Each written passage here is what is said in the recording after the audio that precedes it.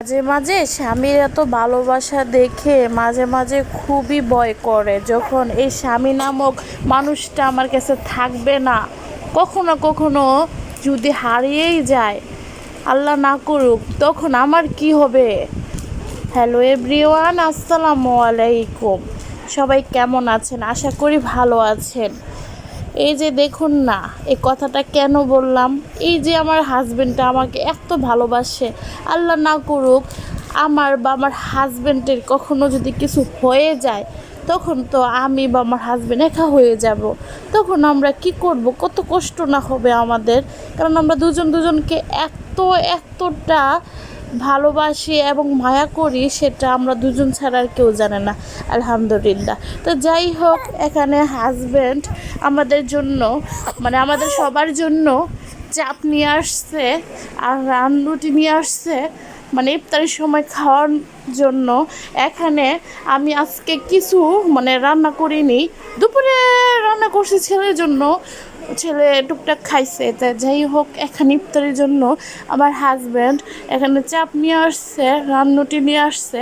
এখানে আমার বাচ্চাকে, ছোটোটাকে নিয়ে আমার হাজব্যান্ড খাচ্ছে, আর বড়টাকে আমি বসিয়ে দিয়েছি প্লেট দিয়ে। আমার বড় বাচ্চাটা খাচ্ছে না। আমার ওই বাচ্চাটা অসুস্থ ছিল, দীর্ঘ 5 দিন যাবৎ খুবই অসুস্থ ছিল। প্রায় তার অনেকটা শরীর ক্লান্ত, তার জন্য কিছু খাওয়া দাওয়া করছে না। তো যাই হোক, সবাই তার জন্য দোয়া করবেন, আমার ছেলেটা যেন সুস্থ হয়ে যায়, ভালো হয়ে যায়, এবং আমাদের সাথে ঠিকমতো খাওয়া দাওয়া করতেছে না। দেখতেছেন কি অবস্থা। তো যাই হোক, এখানে আমি খাচ্ছিলাম আর বলতেছিলাম আলহামদুলিল্লাহ, আজকের চাপটা অনেক মজা হয়েছে, কারণ আজকের চাপটা অনেক সুন্দর করে ভাজা দিছে। এর আগে একবার চাপ নিয়ে আসছে, চাপটা কাঁচা কাঁচা ভাব ছিল, ভালো লাগে নাই, মজা লাগে নাই। তো যাই হোক, এখনকার রানরুটিগুলার কথা বলি।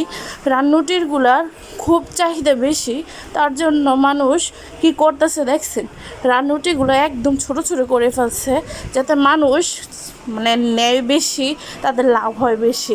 তো যাই হোক, এখানে সবারই তো চাহিদা, বুঝিন তো, সবাই তো খায়, তার জন্য চাহিদা বেশি দেখে ওদের লাভ হয় যাতে, তার জন্য ওই কাজটা করছে।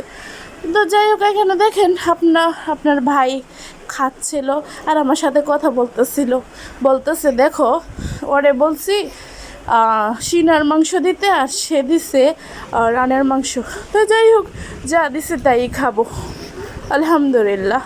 এখানে আমি কথা বলতে গিয়ে আমার একটু সমস্যা হচ্ছিল, কারণ আমার বেবিটা আমার কোলে, আর বেবিটা কান্না করতেছিল, তার জন্য একটু প্রবলেম হচ্ছে। তো যাই হোক, সবাই কিছু মনে করবেন না, সবাই সবার পাশে থাকবেন এবং সবাই সবাইকে সাপোর্ট করবেন।